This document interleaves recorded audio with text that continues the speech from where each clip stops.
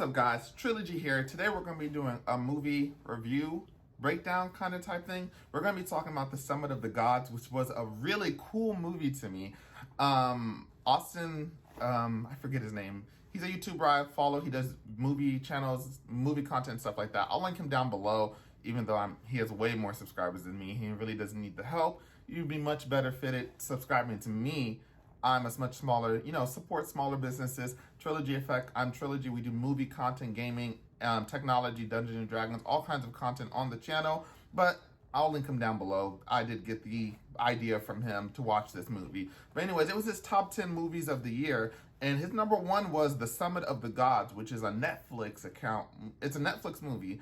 And I'm bumming someone's Netflix. So I have access to movie, and I feel like he has a pretty decent opinion. There are a lot of people out there that give opinions, and whether they're certified or not, sometimes you just aren't in sync with their opinions of a movie and what they like and their preferences.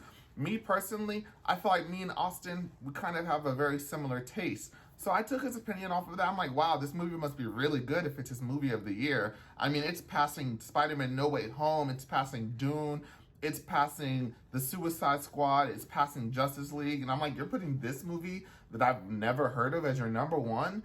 And watching this movie, I still wouldn't put it in my number one, but there's this sense of I don't know, I really couldn't even describe this movie to you. It has such deep concepts as far as that goes. So it's about Habu, which is a mountain climber, who is very obsessed with climbing mountains. That's what makes him feel alive, the adrenaline, the accomplishment of reaching the summit. That's basically his goal in life. He likes to climb. He used to climb with a group, but his ego kind of got to him, and he wanted to do things on his own. Eventually, he did stop climbing because no one would work with him. And then he found a young boy who was a young climber, and they worked together. But unfortunately, there's an unfortunate accident where Babu or Bonnero, or his name's something like that, and he slips off the face of the mountain. We could have pulled him up maybe, but feeling that he was basically a drag, he cut himself off the rope and he fell to his death. And after that, Habu stopped climbing, but he does move to Mount Everest, and he's basically trying to complete something that no one has ever done before. He had a earlier rival who climbed Mount Everest without oxygen, but Habu wants to do it from the opposite side of the mountain with no oxygen. And basically, by doing that, he feels like he'll reach the peak of his life. Accomplishing something no one else has done makes him feel alive. But the majority of this movie takes place through, I forget his name, let me see, Fukamachi. Fukamachi is the reporter. He's the perspective that the majority of this movie takes place on. And there's some similarities between him and Habu, but they have different outlets. Fukamachi is a reporter, he's a journalist, and this story just takes something in him, and he becomes obsessed with this story. He wants to find the truth, and there's themes of realism in this story, even though it's fictional. They find Mallory's camera, Mallory is a man, he had a buddy.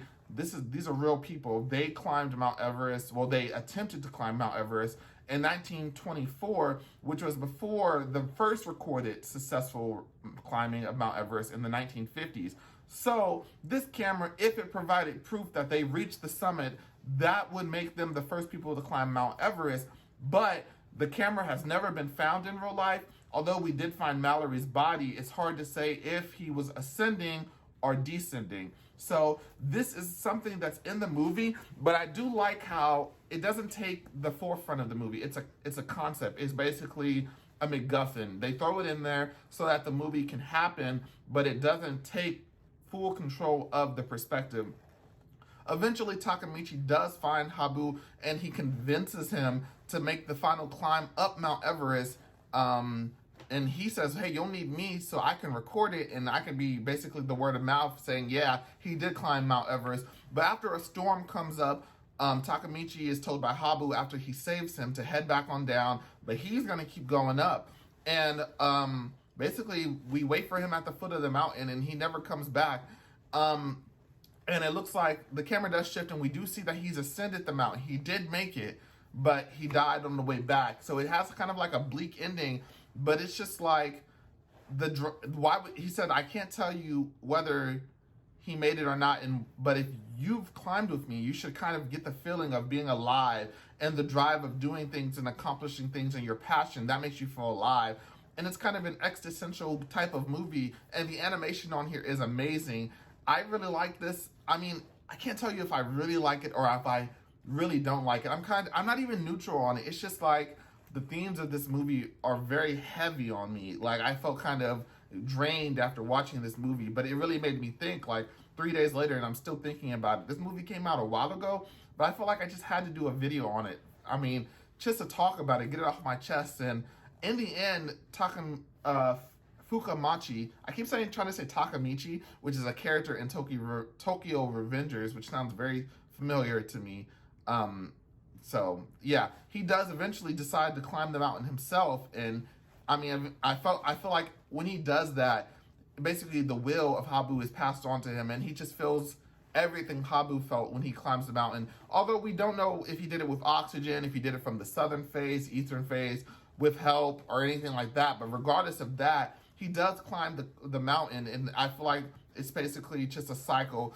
At the end of the day, people do what makes them feel good, and they do what makes them feel alive. And for those characters, journalism, the story was for one of them, and then climbing, accomplishing something someone else has never done before, that made them. The movie, I don't know, it's hard to rate a movie like this. I couldn't give it a 10 out of 10 because it is slow. Like, this movie takes its time with the plot, and it grinds, but it's not like in an annoying way. Like, I wasn't bored watching it, but it's just like, I'd probably give it like a solid 8 out of 10 just because it really made me think. Like, a lot of movies don't really make you think at the end. Sometimes there's shock value, there's plot twists, there's character twists, there's plot reveals, characters. But this movie really made me ponder my life and like what I really wanted to accomplish out of it.